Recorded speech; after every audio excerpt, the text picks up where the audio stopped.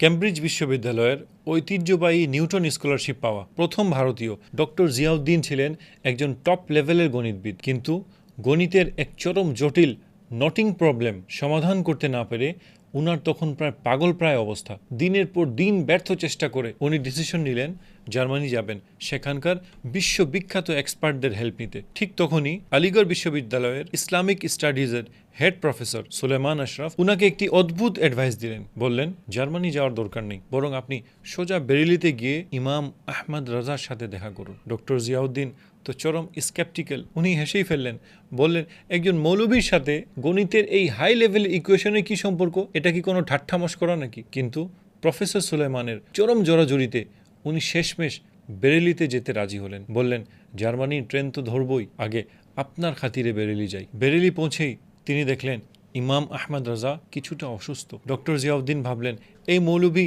আর কী বা বুঝবেন, তাও ওনার জটিল ম্যাথ প্রবলেমটা অনিচ্ছা সত্ত্বেও বলতে শুরু করলেন এবং শেষে টিপ্পনি কেটে বললেন, আমি জার্মানি যাচ্ছি, ফিরে এসে উত্তর নিব যদি আপনি আদৌ এর উত্তর বের করতে পারেন। আশ্চর্যের বিষয় হলো, এই পুরো সময় ইমাম আহমদ রাজা এক হাতে কোনো কিছু লিখছিলেন আর শান্ত মনে প্রফেসর সাহেবের কথা শুনে যাচ্ছিলেন। ডক্টর জিয়াউদ্দিনের কথা শেষ হওয়া মাত্রই যেই তিনি বিদায় নেয়ার জন্য উঠে দাঁড়ালেন, ঠিক তখনই ইমাম আহমদ রাজা প্রফেসরের হাতে এক টুকরো কাগজ তুলে দিলেন। কাগজটি খুলেই ডক্টর জিয়াউদ্দিনের চোখ ছানা ভরা অবস্থা। যে কঠিন প্রবলেম নিয়ে উনি এতদিন ধরে ছটপট করছিলেন, কোনো ফর্মুলা খাটছিল না, সেই অসমাধানযোগ্য ম্যাথ নিমিষেই নির্ভুলভাবে সলভ, তাও কার দ্বারা?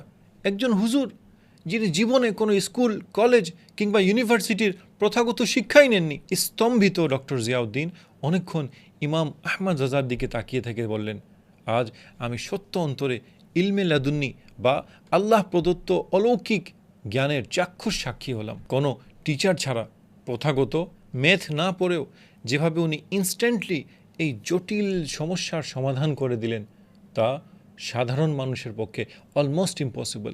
এটা পিওর এক ডিভাইন গিফট। অথচ অত্যন্ত দুঃখের বিষয় হলো, যেই মহামানুষটি ম্যাথ, সায়েন্স, অ্যাস্ট্রোনমি, অর্থনীতি সহ 50+ সাবজেক্টের উপর 1000+ বই লিখে বিশ্বকে তাক লাগিয়ে দিয়েছিলেন, সেই কালজয়ী জিনিয়াসকে আমাদের এই উপমহাদেশেই যেন আজ এক প্রকার বিস্মৃতির আড়ালে ঠেলে দেওয়া হয়েছে। আমাদের সিলেবাসে বা আলোচনায় উনার মতো একজন বিস্ময়কর স্কলারের নাম আজ প্রায় হারিয়েই গেছে। ইতিহাস ও জ্ঞানের এই অমূল্য সম্পদগুলোকে নিজের নতুন প্রজন্মের কাছে তুলে ধরতে ভিডিওটি শেয়ার করে এই হারিয়ে যাওয়া ইতিহাসকে ছড়িয়ে দিন।